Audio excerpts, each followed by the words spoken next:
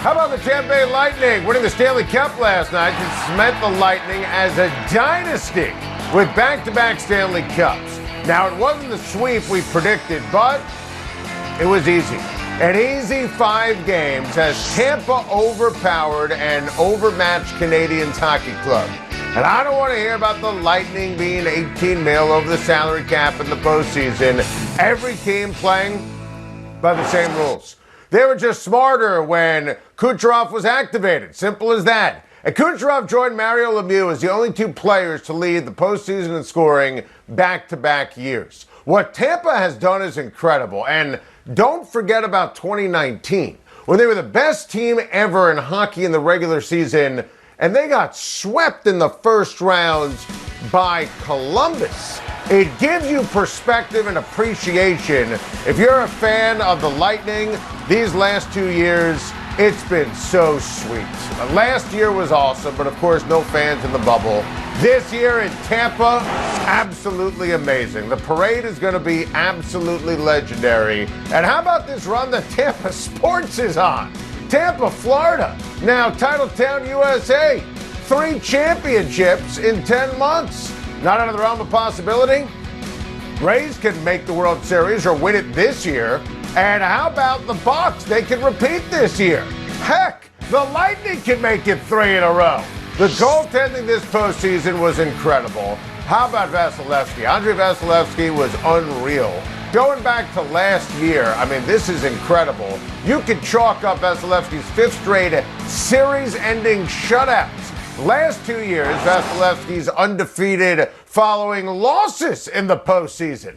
That's how you win the Stanley Cup. This is how a goalie rightly wins the Conn Smythe. This is how Tampa, Florida becomes the center of the sports universe. I love the way Chris Paul phrased it, a real team. And it's so true, and it starts with Chris Paul. We've been screaming for weeks now that Chris Paul is going to lead the Phoenix Suns to a championship, and there's no way the Milwaukee Bucks stand in their way. I'm sorry. Chris Paul's not going to let it happen. His game 1 was majestic. Game 2 is going to be more of the same. You watch Chris Paul, he is on some kind of roll right now. Chris Paul is an all-time great with a singular focus on his first championship ever. And what the Suns have is a legit big 3. And it doesn't get talked about it enough in that kind of way. This is a real big 3. DeAndre Ayton has blossomed into a star this postseason. He's blossomed into a ball player worthy of being the number 1 overall pick of the Trae Young-Luka Doncic draft. Ayton's offense, defense, rebounding, game-changing. Devin Booker, an assassin, and that's always been the case.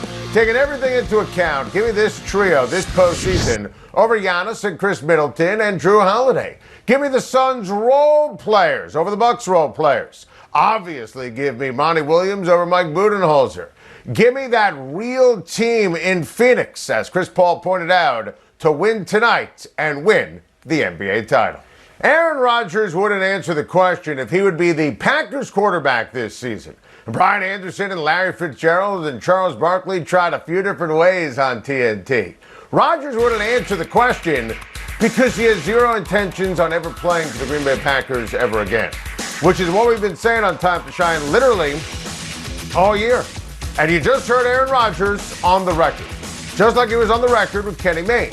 And oh, by the way, you listen to his comments, you watch him, you understand his actions. There's no reason to believe Rodgers is going to play for the Green Bay Packers. He missed minicamp for the first time ever, missed OTAs for the first time ever. Aaron Rodgers has 0 interest or intentions of playing for Mark Murphy or Brian Gutekunst. If he wanted to play for them, he would simply say it and say, I'll see you in training camp on the 27th of July. He would joke about beating the Bucks with Tom Brady as he's playing golf with Tom Brady. But that's not going to happen because he doesn't have any intentions of being a member of the Green Bay Packers. Goonie and Rodgers already met. Rodgers and Mark Murphy already met. That was in the Adam Schefter original report. The relationship is burnt to a crisp. The Packers know, obviously, that Aaron Rodgers gives them a best chance to win the Super Bowl. They should have thought of that before putting an expiration date on his time in Green Bay by drafting Jordan Love instead of a wide receiver in 2020. Rodgers, as he said to Kenny Mayne, put a wrench in their plans with an MVP season. Now, and I credit Aaron for this, so you know I'm on Team Rodgers, Rodgers is taking care of himself. Not going to commit to the Packers for a training camp or week 1 of the season because Rodgers has been saying goodbye for months. Maybe this time the people in charge will realize it. Hallelujah. You're wrong. Derek Carr is worth every single penny. Tom Brady, even at age 43 for this upcoming season, gives the 49ers a better chance of winning the Super Bowl this season and next season. And let's be honest, if Tom Brady was the Niners quarterback this season on Super Bowl Sunday, they win. John Lynch passing on Tom Brady was, Jolie the whiteboard, please. It was absolutely positively wild. I never wanted to hear about age. Oh, Jimmy G is younger than Tom Brady. Who cares? You have a window to win a Super Bowl. If you don't win one with Jimmy G, and or if you see Tom Brady win one with the Tampa Bay Buccaneers, John Lynch and Kyle Shanahan, and you know I love them, they deserve heat, they deserve criticism. You know I first guessed this. That was a terrible job by the otherwise savvy John Lynch. At the end of the day, I don't think they can go with Jimmy G as their guy. They know that they can't win a Super Bowl with him. I know they made the big game a couple of years ago. Jimmy Garoppolo is not the answer. Welcome back, Time to Shine, an epic throwback Thursday when we bank San Francisco to go after Tom Brady because Jimmy G isn't the guy that's going to win you a Super Bowl. In a very related story, Kyle Shanahan knows this too and was trying to get Matthew Stafford this offseason. Shanahan was tremendous talking to our good friends Peter Schrager and Rams coach Sean McVay on the Flying Coach podcast. And listen, Shanahan, you see the quote right there, was melting down basically in Cabo while Matthew Stafford and Sean McVay were in Cabo. And you had Matthew Stafford getting traded from the Lions to the Rams. And it just goes to show that Kyle, who's so bright and so buttoned up, they've botched his quarterback position from day one. We could even go back to the 2017 draft when they picked Solomon Thomas as opposed to Patrick Mahomes or Deshaun Watson. But obviously, we first guessed it on Garoppolo. We first guessed it on signing Tom Brady. Of course, they wanted to trade for Matthew Stafford because he's a star. And now he's going to go to the Rams, and Rams are going to win the NFC. And this is what happens when you have no plan. And it's crazy because Jimmy G, he missed a wide open Emmanuel Sanders. Cost San Francisco the Super Bowl. That was a mess. And Kyle knew he wanted to replace him. And the fact that they, at the end of the day, are going to have Jimmy Garoppolo as their week 1 starter when they trade up for, give up all these extra first-round picks for Trey Lance, who started one game in college last year. That goes to show just what a waste and a jumbled mess this all is at the quarterback position. Look, this team is ready for a run. You know, factor in Trent Williams, factor in the offensive line, factor in Nick Bosa on the defense. They're going to be back. Bosa's healthy. The weapons on offense. Jimmy Garoppolo has been killed off already by Kyle Shanahan. Trey Lance has a lot of talent. He's not ready, which is why we begged him, take Mac Jones, which is why we begged him to bring it all full circle, sign Tom Brady. Brady would have put you in position even with the injuries last year on defense and Nick Bosa being lost for most of the season. Brady, he's a hometown kid, grew up in San Francisco, idolized Joe Montana. Tom Brady would have changed everything They have just been all over the map. They knew they had to move on from Jimmy G. They did it a year late. They couldn't get the big fish in Stafford. Now they have to deal with him in the division, face him twice a year, understand that the Rams are going to be the NFC favorites. What a debacle. If you're the 49ers, what a rough day listening to those quotes if you're a fan of San Francisco. To Major League Baseball, where Shohei Ohtani was always destined to be a star. Here's the educated guess. This cat is a performer. I can't wait to see him with the lights on. I love that he's going to DH before he pitches over the weekend. I think he's going to be sensational. Ohtani is so much fun to watch. And how about what he said pregame? He wants more. He wants more at bats. He wants to play more. What a great attitude. His teammates love him. He's smart. He's well liked. Great buzz for baseball. You gotta love sports. Can we get Shohei Ohtani in the home run derby and as the starting pitcher and the leadoff hitter in the Major League Baseball All-Star game? Do you think baseball is smart enough to know that's part of the sell? You got J.J. Watt tweeting up a storm, CC Sabathia tweeting up a storm. This guy should be celebrated as if he's on a Steph Curry, Patrick Mahomes level of excitement. Shohei Ohtani, what a show. What an awesome throwback on my guy Shohei Ohtani. We loved him in 2018. We said he was going to be special, and he is putting together, you could make the case, the single greatest season in baseball history. Hyperbole? Hell no. Picked for the All-Star team as a pitcher and a hitter. That sentence alone sells that take. He had another home run yesterday against the Boston Red Sox, moves past Hideki Matsui for single-season home runs by a Japanese-born player, and we're only at the midway point of the season. Love that he's going to be in the home run derby. Love the fact that he's putting up these numbers as a hitter, as a pitcher. He needs to pitch in the All-Star game. He needs to hit in the All-Star game. I just think this is as great as it gets. Celebrate, validate, appreciate. We said it at the time. This guy was going to be a show. And I love that he was able to do that against the Red Sox, a relevant team. Hopefully, and Mike Trout should be back after the All-Star break. Hopefully, the Angels can stay relevant because I love the relevance of the show.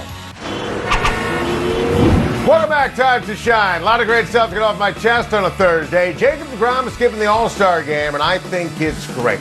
His health is everything when it comes to his success and the Mets' success. Listen, I'm always in favor of anything that helps the marketing of Major League Baseball, and I would love to see him there and showcase his talent and tip the cap when he's introduced on the first or third base line. I'd love to see that. You know what I'd rather see? Jacob deGrom putting these numbers for the Mets in the second half of the season. Because his first half, I mean, it's an all-timer. He's the MLB leader in terms of ERA, strikeouts, whip, opponent's batting average. I mean, you stack up his first half versus Bob Gibson, anyone else, it's an all-time grade. The Mets, they're in first place. But the Nats, the Braves, the Phillies, they're in striking distance, and they have talent. Mets obviously have a bunch of injuries as well. So I think that making sure that deGrom is right physically, mentally. Listen, part of the genius of that first half for Jacob deGrom, he obviously was pulled from some starts, had a stint on the injured list. There was concern often when he pitched about his long-term health for this season. So the fact that he's here and he's put up those numbers, it's incredible. Protect Jacob deGrom at all costs. Right move, skipping the All-Star game altogether. Great for the Mets, great for deGrom, great for the second half, and hopefully the playoffs for Major League Baseball. I got to get this off my chest. Astros All-Stars Carlos Correa and Jose Altuve both announced they're going to be skipping this year's All-Star game. Boo! That's me booing.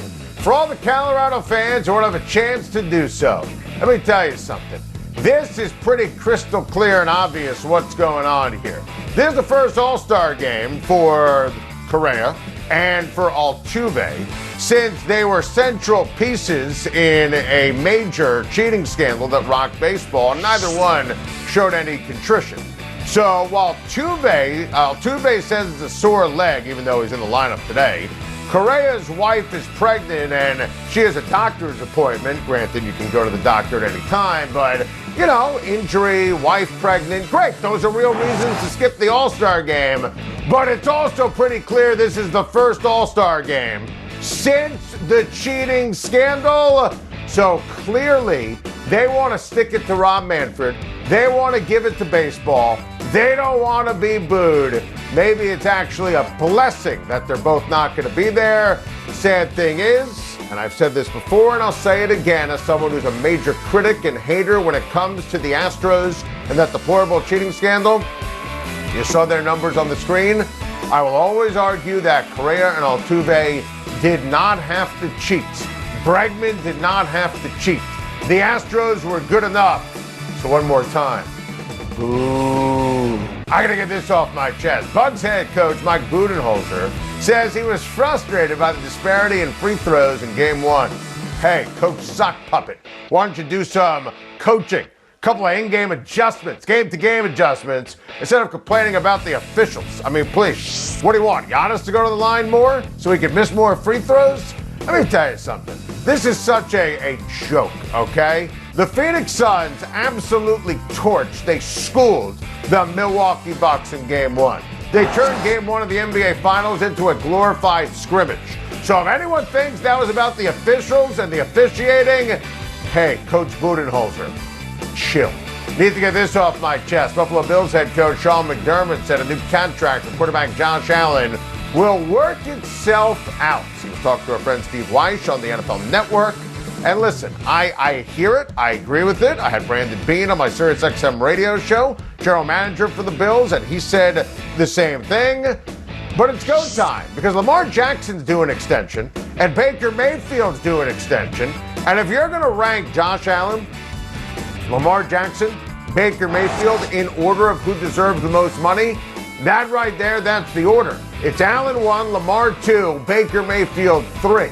So you, if you're Buffalo, want to make sure that you take care of your quarterback first, and certainly before the season, because there should be no distractions, because the Buffalo Bills have a great opportunity to win the Super Bowl this season. Thank you for watching. Please like and subscribe, and don't forget to hit the bell for more videos.